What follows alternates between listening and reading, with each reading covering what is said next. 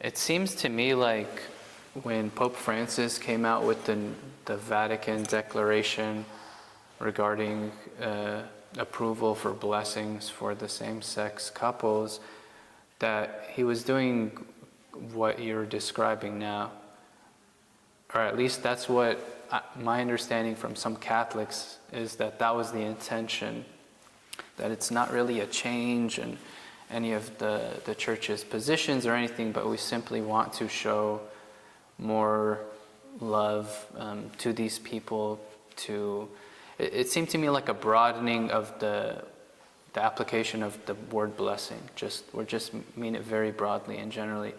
But you wrote and you issued a statement regarding it. Why did you feel the need to do that? Because this is, if this is the intention, why focus on couples? This is a question. Why to be insist on couples? So you mean it could have just been I understand it if somebody suffer from same-sex attraction and coming ask to blessing as an individual. I may bless him because he's seeking help. Like if I am coming with the person we live with, طبعا هم they play with the words union, marriage, couples. So they will not say union, we say couples. No, it's the same thing. Right. And it's not matter of language. And if couples living together and coming for the blessing of the church, are they coming to say to them it's wrong? Well, they interpret the blessing as acceptance. Right. So if they come together, what if they come together and they do interpret it as we're doing something wrong and we need so to... will not come together. يعني لما بيكون واحد عندنا مثلا في الكنيسة dating a girl and they plan to marry. They will come together and say, bless us, so we plan to marry, and we pray for them. لكن هو they live, is living together and not married. He will not bring her to bless them. Yeah. فهو again, he are talking about people coming to ask the blessing of the church. We are not saying you go, as a priest I go if I see homosexual couple standing, curses them. We don't say that. Like if they are coming for me and I see them very clear, ما كلمة couple is not two. two ممكن two friends بس مش همش couples. Couple mean very kind of relationship. Right. لما أقول same-sex couples يبقى في حاجة. Yeah. لكن ماذا أقول friends؟ هنا بقى ثاني حاجة, the second point is what is the difference between blessing, whether it is liturgical or non-liturgical? And the blessing is a blessing. Why, if the same couple come to the church and the priest in his vestment not to bless them, it is liturgical. But if take them outside and take off your vestment, bless them. What's the difference? Have you had any discussions with any Catholic hierarchs about this, like yes. to get more? Yeah. I sent the first record in English. I sent it to one of the professor of liturgy in Austria. Catholic? Catholic. I know him very well. And he was very, very close to Pope Benedict, because Benedict was very expert in liturgy. But I sent to him this, what do your opinion on that? He responded to me, and you are rightly said, how to invent a new, يعني this is his comment, يعني, how to invent a new kind of blessing. This is inventing of new kind of blessing.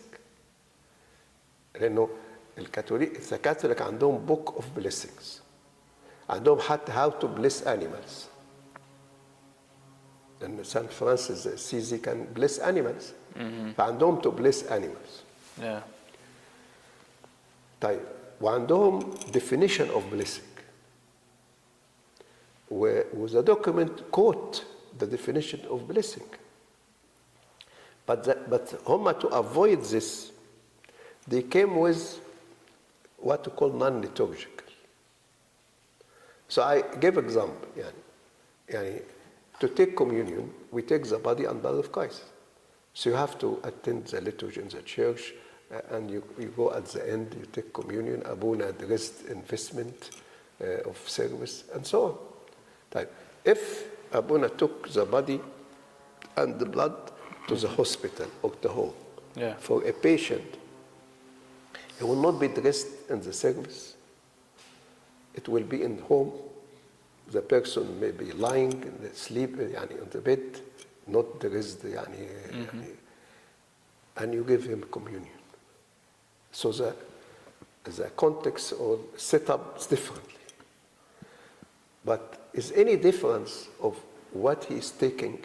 يعني, No. No. Yeah. No, it's the same things. For the essence of blessing, does it change whether I do it liturgical or non-liturgical? If the answer is no change, then why allow this blessing if non-liturgical, but not if liturgical? I imagine that Pope Francis thought through that, or somebody posed the question to him. Do we have any response to why they'll allow it in one context, non-liturgically, but not in a liturgical context? Have they spoken to you, or have they provided an answer to that question? We offer through the dialogue a document, and they send unofficial response, and they refuse to discuss it for dialogue. Is this a problem with papal supremacy and the infallibility of the Pope, that you may come across issues? Though I think even internally, even among the Catholics, there's a big disagreement even on this topic. I think, yeah, this is my interpretation. Yeah, I'm not.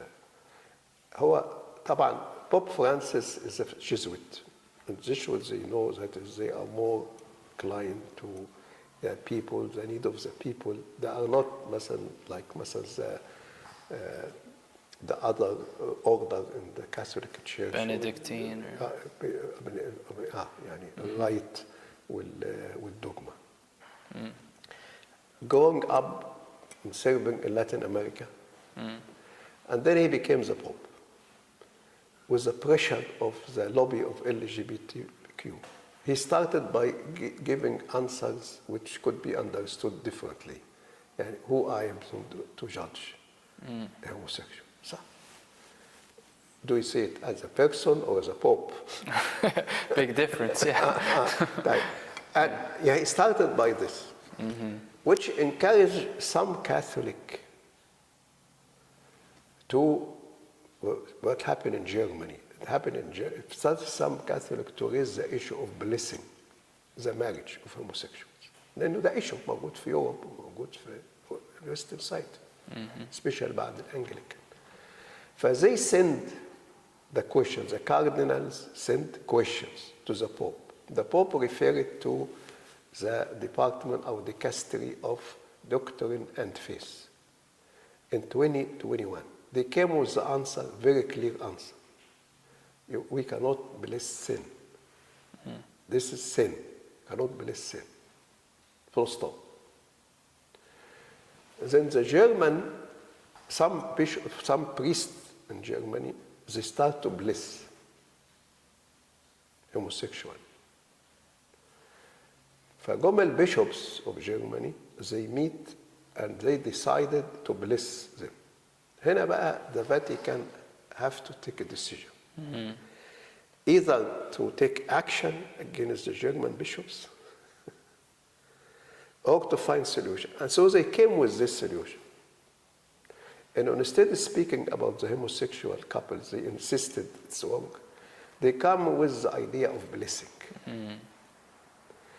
And they come with this idea. And that's why they say innovation. This is innovation. Something new based on the vision of Pope Francis.